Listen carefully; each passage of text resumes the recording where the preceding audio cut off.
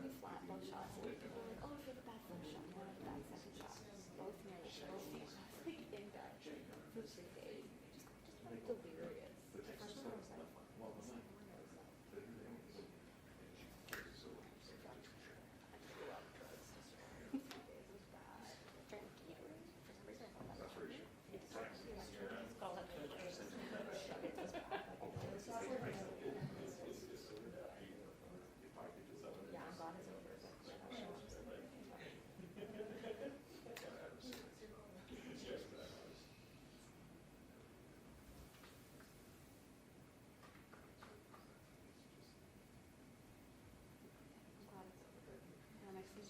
Booster shots and all this like 3 days a year.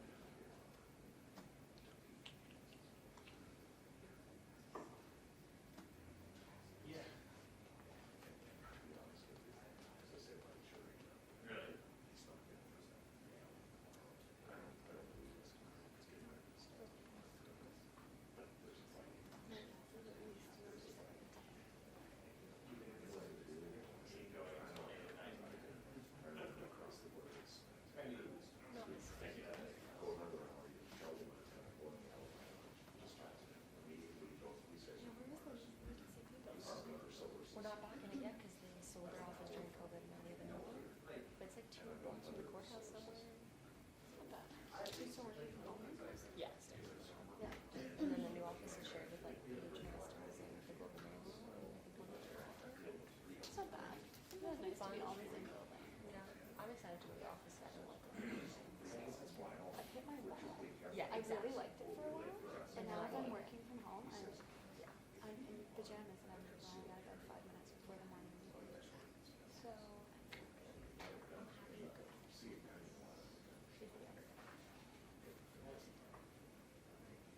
Yeah, I'm just working. My fridge and my dad are close. I don't want to fit my dad. I just want my dad to not be. I want him to be self-sufficient. Did you get him germ COVID? Yeah. My dog can like relearn his anxiety. Oh, great. Like, it's really fun. That's really exciting. The fun of having pets.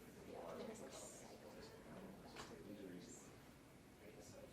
I don't know what he's into. Just bubble wrap the apartment. He's such a little monster. Love him to death. But, like, I don't know what happened.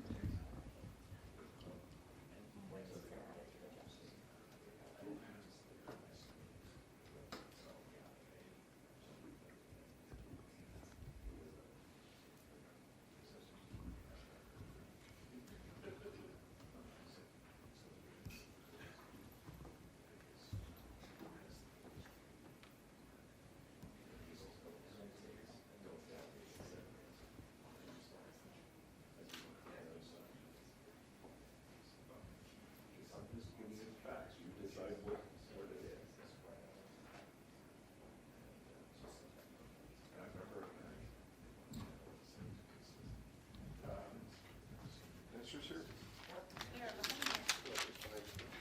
So I'll start, and then who's next? And then we're in line here. And then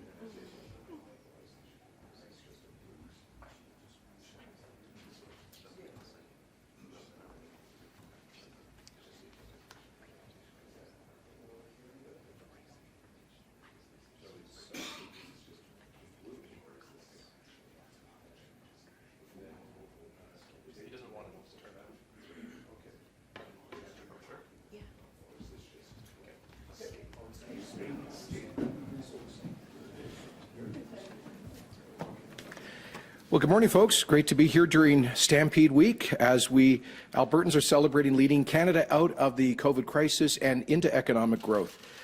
Fantastic to see yet more positive economic news about our tech sector and film and television. I just finished a roundtable with key leaders of the oil and gas industry who are experiencing strong prices and a lot of optimism. So we're seeing and feeling that all around the province. Today, I'm here to announce an important step forward in direct democracy, giving Albertans more power to make decisions on big issues that matter to them and to our future.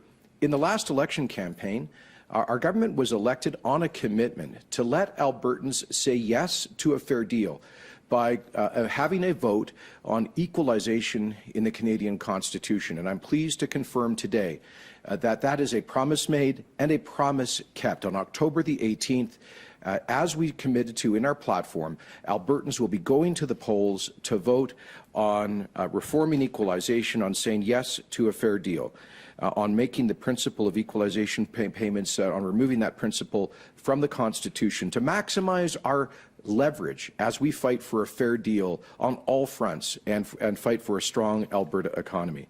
We also committed to Albertans in the last campaign that we would renew the tradition of Albertans electing their representatives in the Senate of Canada, the upper chamber of Canada's Parliament. We Albertans have always been champions of democracy in the Canadian Federation and of Senate reform in particular. We've had 4 Senate elections in our history and 5 senators chosen through those elections who actually were appointed to Canada's Senate, 2 of them who serve there right now.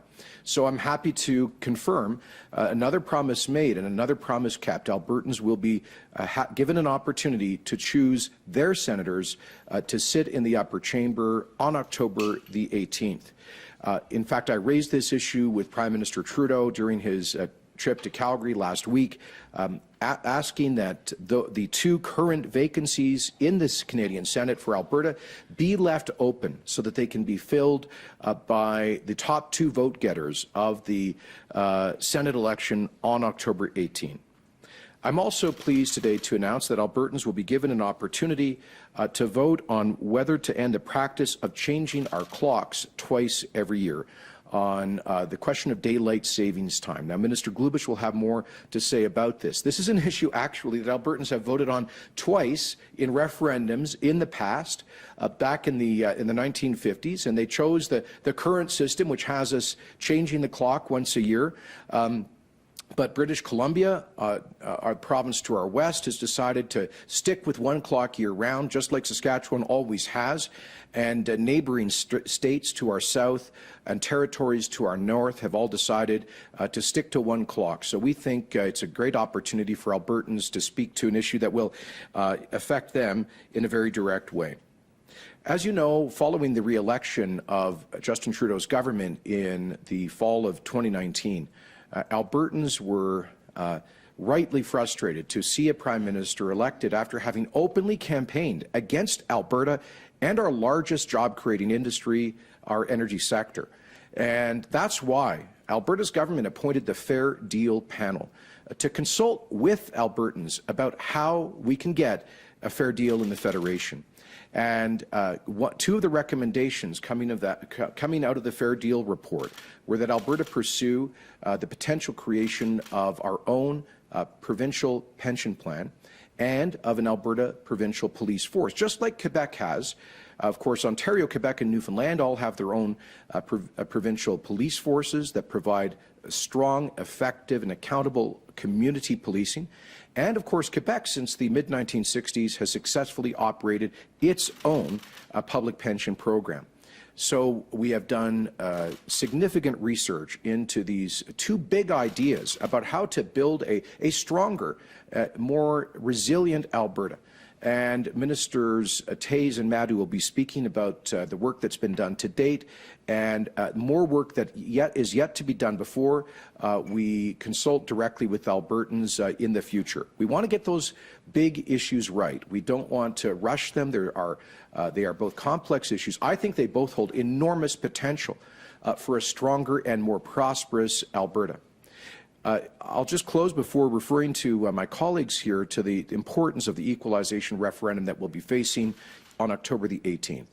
Alberta has been the engine of Canada's prosperity in recent decades. We have contributed, through our federal taxes, over $600 billion to the rest of Canada. And I believe Albertans are proud of the role, the nation-building role that we have played. We, Albertans, are happy to share some of our good fortune when times are good here but bad elsewhere. But what we find very frustrating is a system which has had us contributing, on average, $20 billion a year net through our federal taxes to other provinces, even while we have been living through a prolonged recession, a period of economic decline and stagnation with high unemployment, lower incomes, and huge provincial deficits. And yet we have been, through our federal taxes, through the ever-growing, for example, equalization payments to one particular province, we've been contributing to other provinces with higher rates of economic growth, lower rates of employment, running big provincial fiscal surpluses. It just isn't fair. And what is particularly unfair is to subsidize public services in other provinces that have stood in the way of the development of our resources, the key industry which helps to pay for the equalization and all of the other fiscal transfers in the Federation. So October the 18th is a chance to say yes to a fair deal, to give the Government of Alberta more leverage as we negotiate for a fair deal in the Federation. This is something the vast majority of Albertans, I believe, support. It's a chance for us to speak to our fellow Canadians in a friendly way and to remind them of the huge generosity of Alberta taxpayers in recent decades, and simply to ask for the ability to develop our economy, our resources, to create jobs, so that we can continue to share some of our good fortune with the rest of Canada. With that, I'm going to turn the podium over to Minister for Service Alberta, Nate Glubish, who will speak about the forthcoming October 18th referendum on daylight savings time. Nate?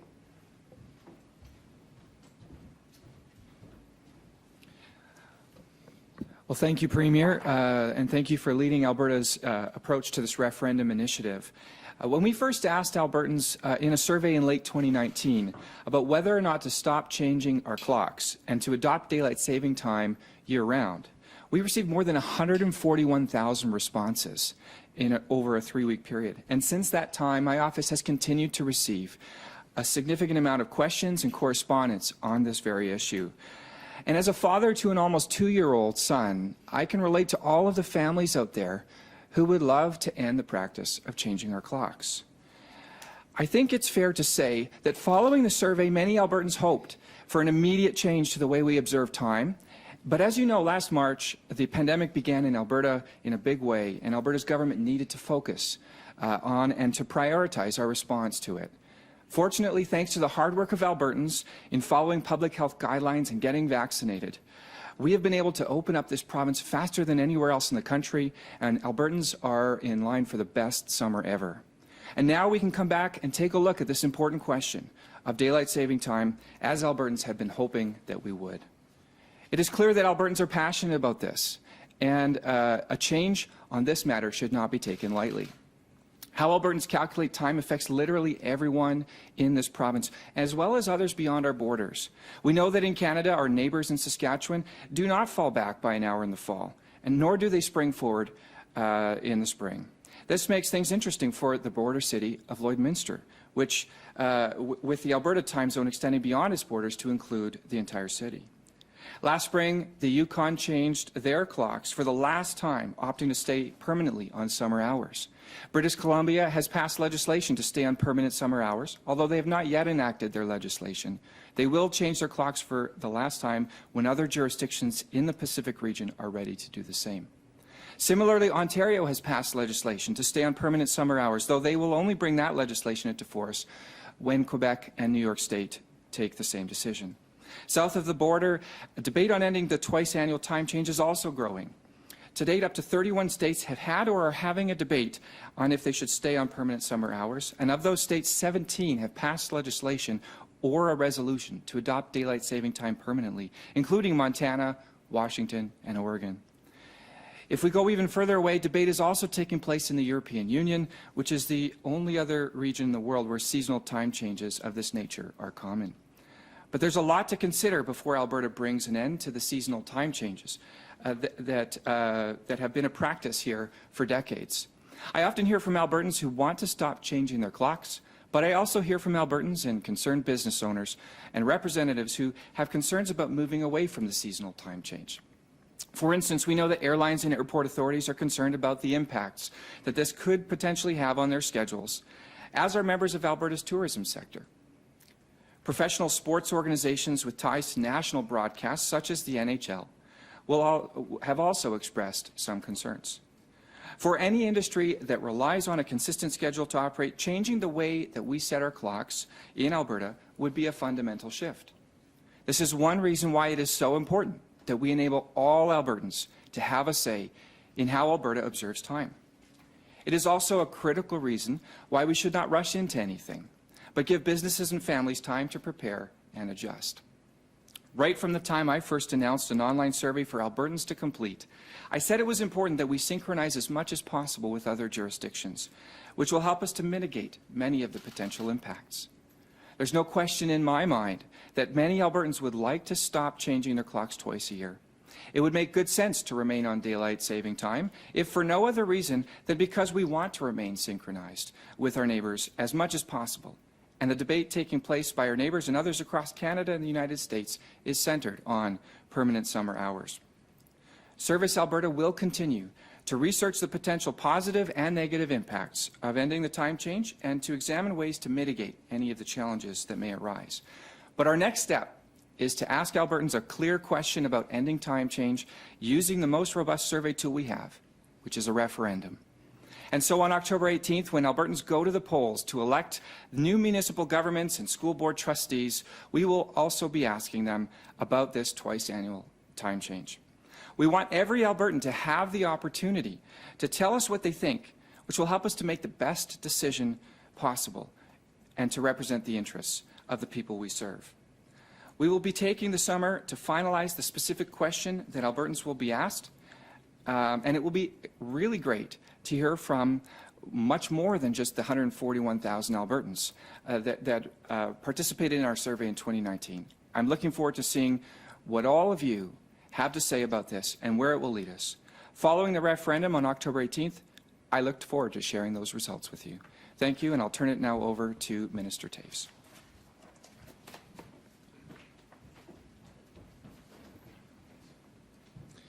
Well, thank you, Minister. Thank you, Premier.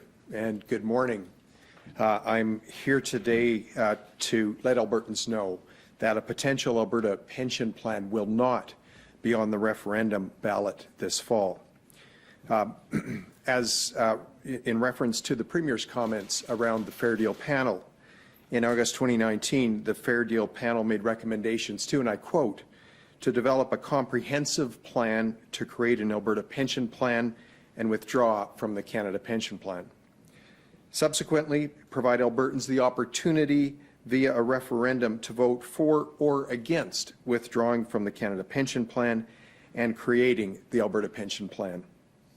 As such, Treasury Board and Finance, through a competitive process, selected Morneau Chappelle, now known as LifeWorks, to undertake a detailed analysis of the costs, benefits, and structure of a potential Alberta pension plan.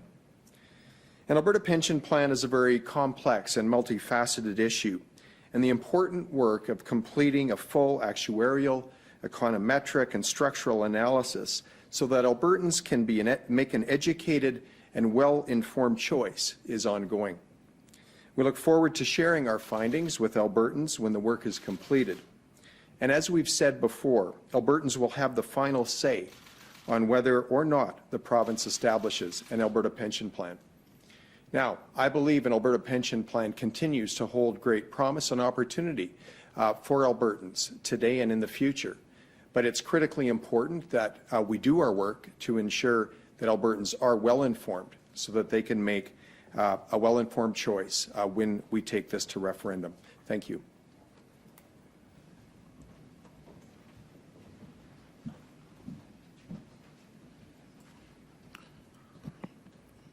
Good morning.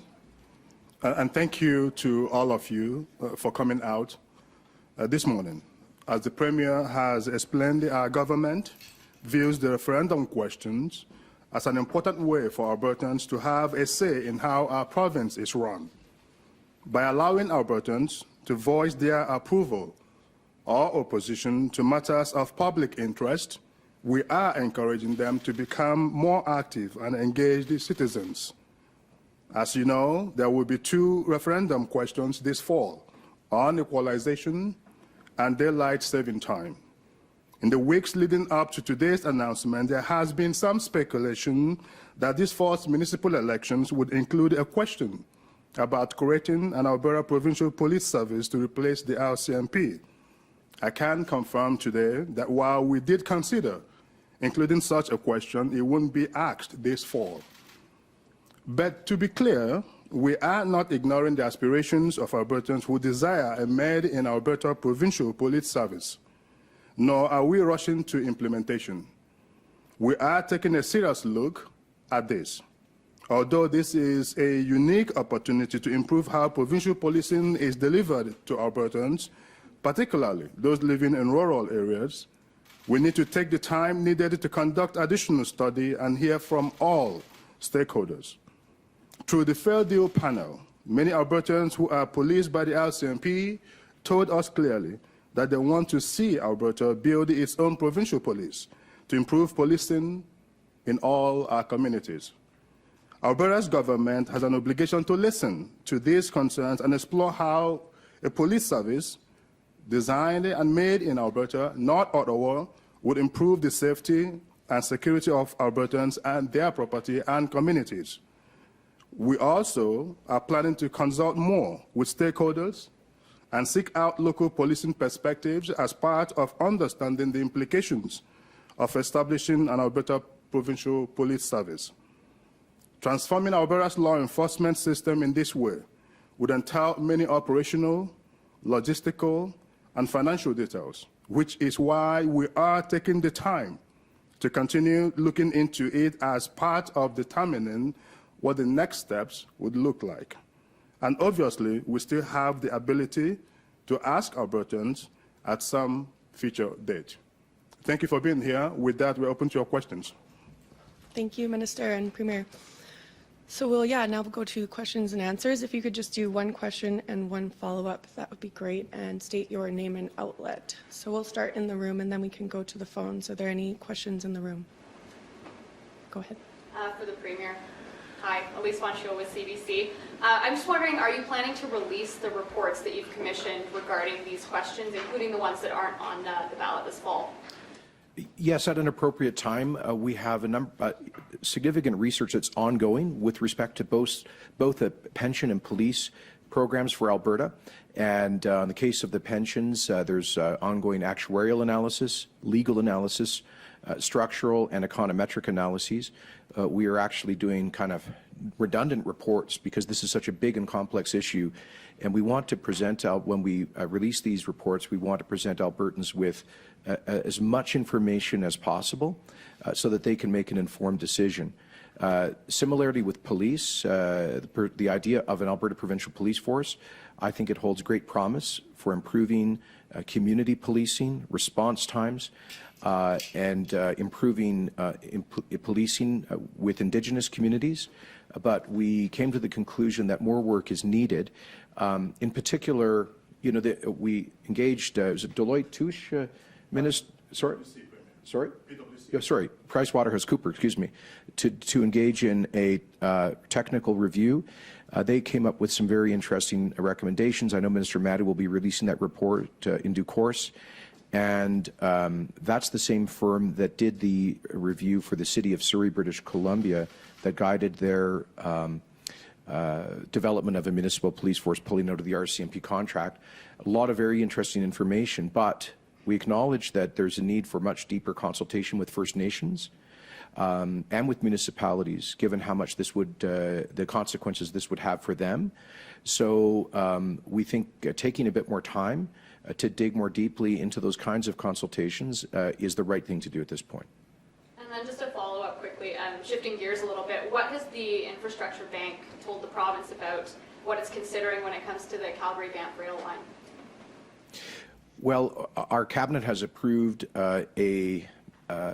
having Invest Alberta pursue a feasibility study with the Canada Infrastructure Bank on a prospective Calgary to Banff tourism rail service. We think it holds a lot of great potential for a number of reasons. First of all, just to improve the overall tourism experience for the crown jewel of Canadian tourism.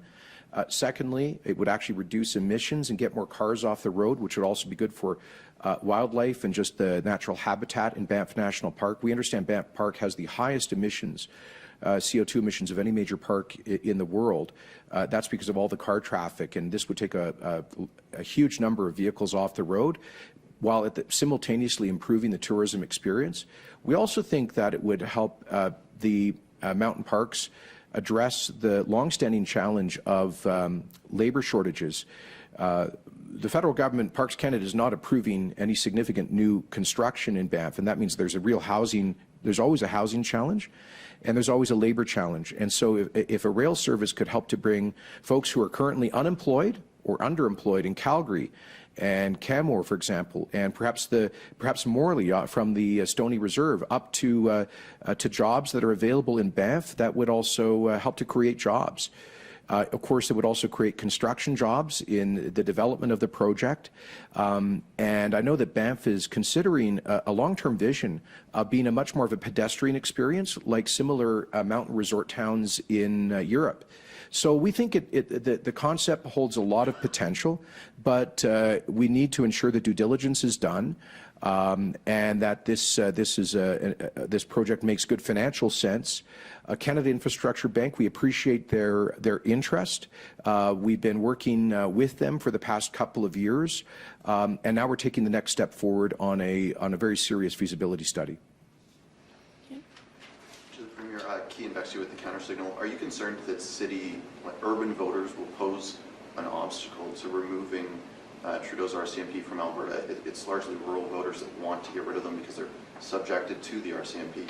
Calgary. Well, that's a good question. We haven't made any final decisions yet about this. We want respectfully to engage our First Nations communities in Alberta about the implications of changing the administration of policing, and we also want to have a really respectful dialogue with the municipalities. Now, having said that, we have not made final decisions about whether or when to proceed with the possible referendum. I will note that we have the ability under the Referendum Act to hold referenda in certain regions of the province. So one possibility, no final decision has been made on this, but one possibility would be to invite only Albertans who are policed by the RCMP and who would be directly affected by this to vote on it. Because urban Albertans, certainly in the two biggest cities and 5 other communities, have the benefit of their own municipal local police services, and they would not be affected by shifting to a provincial police force in the rest of the province.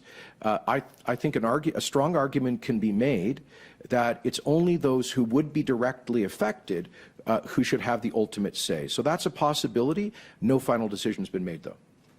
Do you have a follow-up? No, that's it. Any more in the room? Okay, and I won't have a follow-up, just a quick question. How confident are you that there will be changes to equalization if Albertans in a referendum vote to tell you and tell the government that they want that? How confident are you that that yes vote to changes will actually lead to changes? Because, you know, I'm sure you understand Albertans might be a little bit skeptical about Ottawa changing the program. Sure. Look, I've always said that a yes vote on the principle of equalization does not automatically change equalization. It doesn't remove it from the Constitution. We cannot do that unilaterally. What it does is to elevate Alberta's fight for fairness to the top of the national agenda. In a sense, it takes a page out of Quebec's playbook and how it has become the strongest and most autonomous province in the Canadian Federation. And so I think it's just giving Albertans the chance to speak to this one glaring example of fiscal unfairness that we put a spotlight on our demands for fairness. At the end of the day, I don't think Albertans are against sharing some of our good fortune with other parts of the country. That's really not the point here. The point is, we want to say to our fellow Canadians, if you want to benefit from the wealth that is produced by the hard work of Albertans, you got to let us get to work. If you want to benefit from our resource wealth, you've got to let us develop the resource wealth. So it's a way of sending a message to our friends across the country. If you like, if you're in Quebec and you like super low tuition rates and subsidized daycare and having a big surplus, good on you. But help us help you by getting out of the way on the issues like pipelines. Let's, as I said, the day this government was elected, let's be partners in prosperity. That's the message we hope to send. So I don't expect that a yes vote will result in an immediate change in the equalization formula or an amendment to the Constitution. What it will do is give Albertans to say yes more broadly to a fair deal and send a message to our fellow Canadians about just how serious we are on that. Senator here. Hi, Alana Smith with the Canadian Press. I have a question for the Premier about the droughts affecting farmers. I'm wondering if you can tell us or give us a sense of how bad it is out there and how these conditions are affecting Alberta farmers kind of historically. Well, my understanding is that it's there's of course dry weather in certain regions, and some it's been quite severe. In other areas, I think farmers are optimistic that with a bit more moisture this summer, they can still get decent yields. But I do know that Minister Dreeshen, Minister of Agriculture, is calling upon the federal government to bring into force the Ag Stabilization Program, which effectively is a crop insurance program, to support those farmers that have been severely affected by very dry weather and are likely to have very poor yields this year. I would actually invite my finance minister, because he's a rancher who, with a very close connection to the ag community, also comment on this, in part because he's also responsible for Alberta's ag insurance programs. Sure, good. Thanks, Premier. And I think a very timely question because we are seeing a very significant drought, certainly in key parts of the province, and in a larger part of the province than we normally would. Now, as the Premier noted, there are some regions that still remain in good shape, and I will say this: our agriculture community, our farmers and ranchers are resilient, they're innovative, and they always find a way to make it through. That being said, again, further to the Premier's point, Minister Dreeshen is already working with actually Saskatchewan and I believe Manitoba in calling on the federal government to invoke the Ag Recovery Program, which is a program that could be used to provide some additional assistance. I know Minister Dreeshen has also been working proactively with AFSC here, just even in the last few days, to ensure that their assessors can get out into those regions that are hard hit, so that any value in crop residue can be salvaged, whether it's through grazing cattle or maybe putting it up as feed. And that assessment then needs to be done on a timely basis. So Minister Dreeshen and AFSC are working on that, and we continue to monitor. Just to follow on that, how fast could that come into practice, and is there any sort of emergency or immediate relief you're asking for from the federal government? Well, Again, the Ag Recovery Program is a program designed to effectively provide funding, and through what would be a specific targeted measure related to the challenge. So I believe it should be able to be developed reasonably quickly, but I think really right now the most acute need is to ensure that AFSC can be out in the field ensuring that they're assessing crops so that farmers with crop insurance can in fact then utilize the residual value of that crop and know that their crop insurance will back them up. I think we'll go to the phones now. Operator, can you please put through our first caller? Andrew Lawton, True North. Good morning, Premier. I wanted to follow up on an earlier question that was asked from the room regarding the equalization referendum. Right now, the federal government is not committing to respecting the results of Alberta's Senate elections. The federal government was elected without any support in Alberta. Where's the requirement for the federal government to even pay attention, let alone to adopt anything or advance anything that the referendum pushes for? The answer, Andrew, is democracy. does this federal government respect democracy, or does it not respect democracy? These are powerful democratic statements that Albertans will be making on October the 18th. Previous prime ministers have used their discretion to appoint individuals elected by Albertans to Canada's Senate. In fact, that I would argue it's become a convention, a tradition of sorts, and I urge the Prime Minister to respect that democratic tradition. He did say something interesting to me in that meeting. He said, you know, Premier, you should encourage the candidates seeking election to the Senate to apply for appointment through the Senate election process that his government has established, and went on to say, if they go through that process and they also happen to prevail in your provincial election, maybe that's something that we would consider. So I was encouraged to hear the Prime Minister open the door at least a little bit to the possibility in his government of respecting the tradition of appointing elected senators, and we will continue to you know, I think at the end of the day, I encourage Albertans in large numbers to come out and vote in those elections to make a powerful statement that we will certainly convey to Ottawa. On the question of equalization, the Supreme Court of Canada, in its 1998 Quebec secession reference, determined that if a province holds a referendum with a clear question and a clear majority votes in favour of a proposed constitutional amendment, that the federal government then has a binding obligation to negotiate that issue in good faith with the province. So what's good for Quebec is surely good for Alberta. This is a federation, and if that's the law as determined by the Supreme Court as applies to Quebec, then it has to apply to Alberta. That's just common sense. So should a majority of Albertans vote yes for a fair deal on October the 18th, we believe that triggers the decision of the Supreme Court of Canada from the Quebec secession reference in terms of requiring negotiations. And it's in those negotiations, that we would bring forward our proposals for reforming equalization and our broader demands with respect to a fair deal. It doesn't stop us, I should add, Andrew, it does not stop us from continuing to fight on multiple fronts for this province's economic future, as we are doing, for example, through our own constitutional challenge of Mr. Trudeau's No More Pipelines Law, Bill C-69, in a reference that is pending before the Alberta Court of Appeal. And Andrew, do you have a follow-up question? I do. Thank you, Premier. I know you were very clear as recently as this week that Alberta will not pursue any vaccine passport and will not recognize any effort as such from the federal government.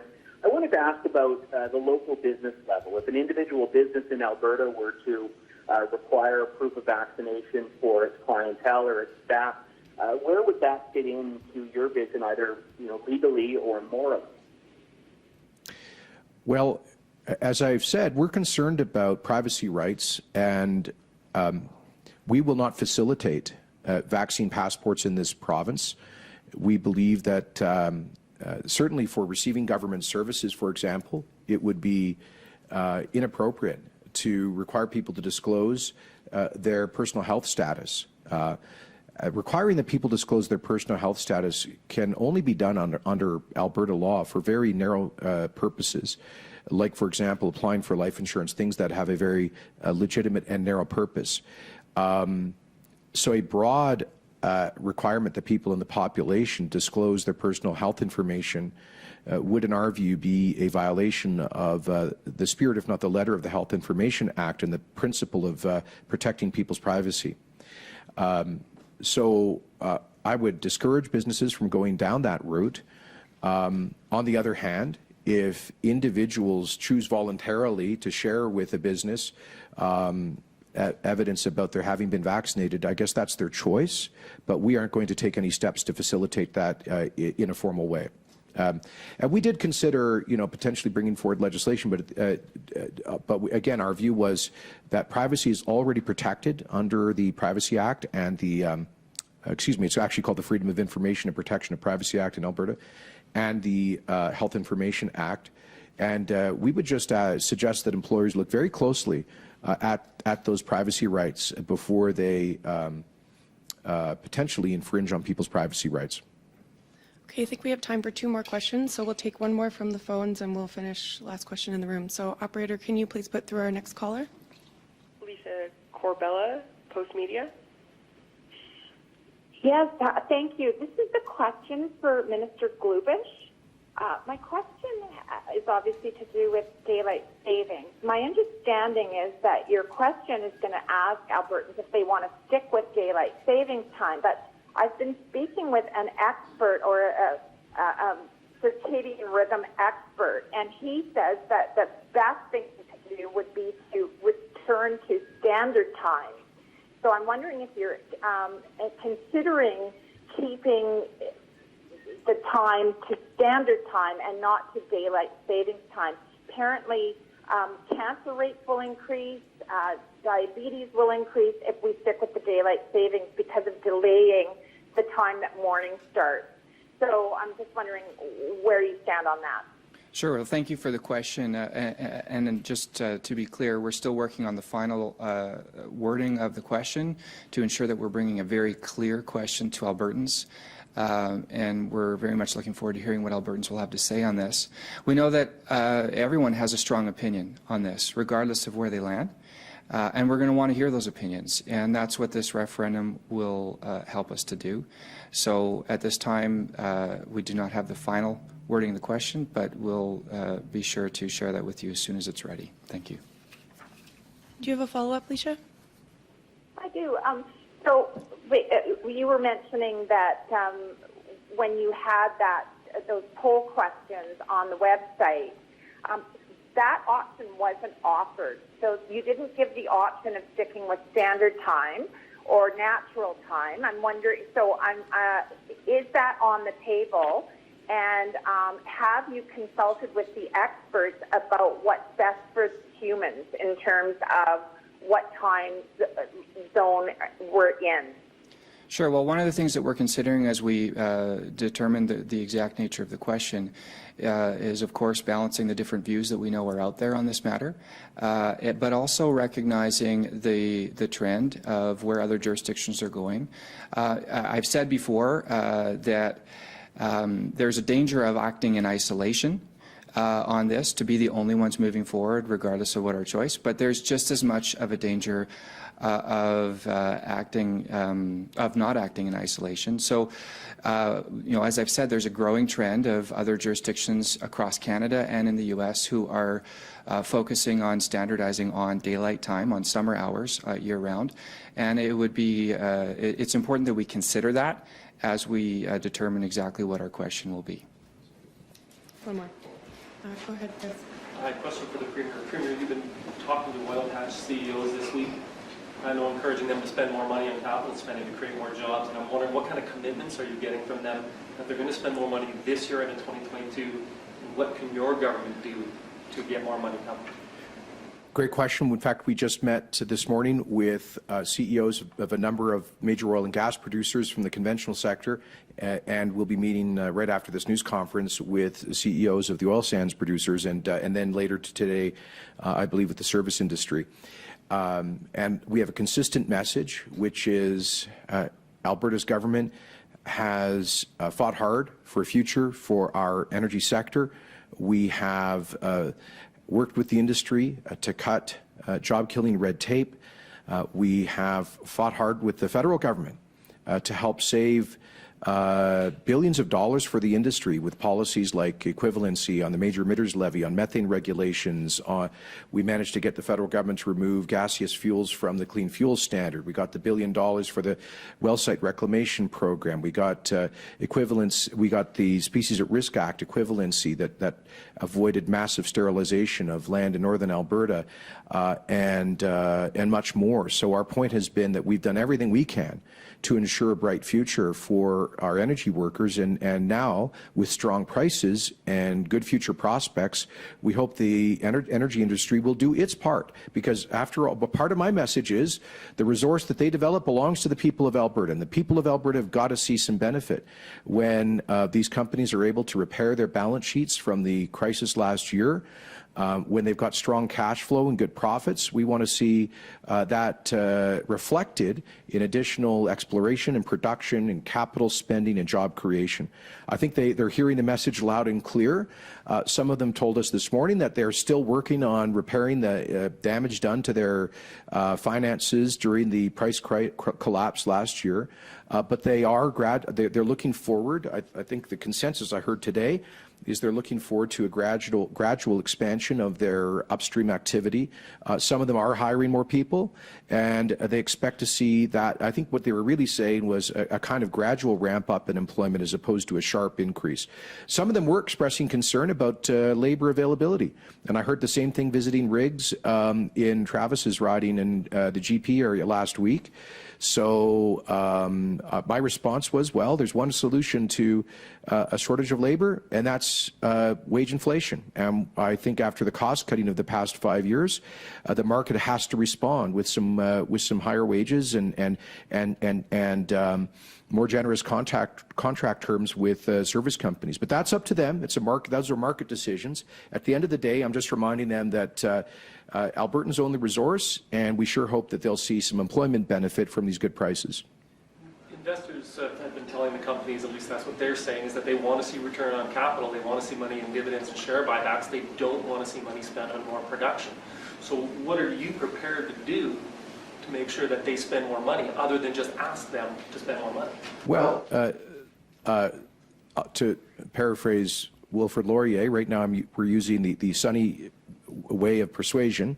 I think these companies understand that they have in Alberta's government a defender of their industry, and Albertans support the industry, but they do want to see some benefits in terms of growing employment. So we'll just continue to remind them of that. This is an industry, you know, we want to have a productive relationship with the industry, but it's got to result not just in strong royalty payments to the Alberta Treasury, but in strong employment returns to working Albertans. And that's a message we'll continue to convey. I get it. Of course, investors want to see strong returns, and they're getting that. I mean, I think you're seeing very strong, almost record cash flow, potentially record profits. Understandably, there is still an overhang from the past 5 years and the crisis of last April in particular. But at the end of the day, you know what? I think most forecasters foresee a global shortage in energy supply because of a scarcity of upstream investment around the world in the last couple of years in particular. So I do think they will need to increase their capital programs to meet that growing future demand. Perfect. Okay, thanks very much, everyone. Appreciate it.